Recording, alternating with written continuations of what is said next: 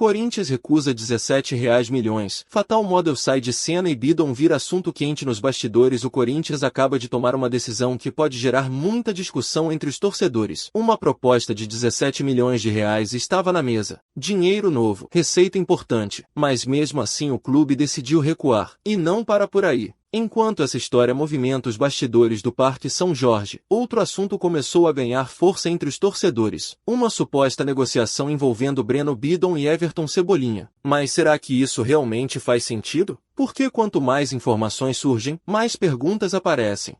E algumas respostas podem surpreender muita gente. Antes de continuar, deixa o like porque hoje tem bastidor pesado envolvendo dinheiro, estratégia e planejamento do Corinthians. E fica até o final porque existe um detalhe nessa história do Bidon que muda completamente o cenário. Vamos lá. Nos últimos dias ganhou força a informação de que a Fatal Model poderia se tornar patrocinadora do Corinthians. A proposta apresentada girava em torno de R$ 17 milhões por um ano de contrato. Um valor que chamou a atenção, principalmente em um momento em que o Corinthians busca aumentar suas receitas. Só que, segundo informações dos bastidores, a diretoria resolveu analisar profundamente todos os impactos que essa parceria poderia causar, e foi aí que começaram os problemas. O clube realizou uma avaliação estratégica para entender os benefícios, os riscos e as possíveis consequências do acordo. Na parte positiva, o dinheiro era considerado interessante, mas quando a análise avançou para os riscos, a situação começou a mudar. A principal preocupação estava ligada à imagem institucional do Corinthians. A diretoria avaliou possíveis dificuldades envolvendo categorias de base, exposição da marca em diferentes setores do clube e eventuais debates jurídicos que poderiam surgir. E isso foi apenas o começo, porque existia outra preocupação ainda maior: a reação do mercado. Nos bastidores, existe o entendimento de que alguns patrocinadores poderiam ficar desconfortáveis com a associação das suas marcas ao novo patrocinador. Ou seja, o Corinthians poderia ganhar de um lado, mas correr o risco de perder do outro. E foi exatamente esse cálculo que pesou na decisão. Agora presta atenção nesse detalhe. Segundo informações de bastidores, a diretoria entende que o valor oferecido não compensava os riscos envolvidos. Em outras palavras, não foi apenas uma questão de aceitar ou não aceitar. Foi uma questão de equilíbrio entre retorno financeiro e impacto institucional. E aqui surge uma informação que chama muita atenção. Há quem diga nos bastidores que, caso os valores fossem significativamente maiores, a discussão poderia ser diferente. Ou seja, o problema talvez não fosse apenas quem estava oferecendo, mas quanto estava sendo oferecido. E isso muda bastante a interpretação da história. Mas calma, porque a segunda parte dessa novela é ainda mais polêmica. Enquanto toda essa discussão acontecia, começou a circular uma possível troca envolvendo Breno Bidon e Everton Cebolinha. E foi justamente aí que muita gente começou a levantar dúvidas. Porque quando você analisa a situação friamente, algumas perguntas aparecem. Primeiro ponto: Bidon é um dos ativos mais valiosos do Corinthians atualmente. Jogador jovem, grande potencial de mercado, contrato longo, possibilidade de valorização futura. Agora vamos olhar para o outro lado. Cebolinha é um jogador consagrado, tem qualidade, já mostrou seu futebol em alto nível, mas existe uma questão fundamental nessa história: a situação contratual. E é exatamente aqui que a conversa muda completamente. Segundo os bastidores, não existe nenhuma negociação de troca entre Corinthians e Flamengo envolvendo os dois atletas. Nenhuma. E quando você entende o motivo, tudo começa a fazer sentido. Porque se um jogador está próximo do fim do contrato e já pode discutir um futuro acordo, por que o Corinthians abriria mão de um patrimônio importante para fazer esse movimento? Essa é a pergunta que está sendo feita internamente. E existe outro detalhe ainda mais importante.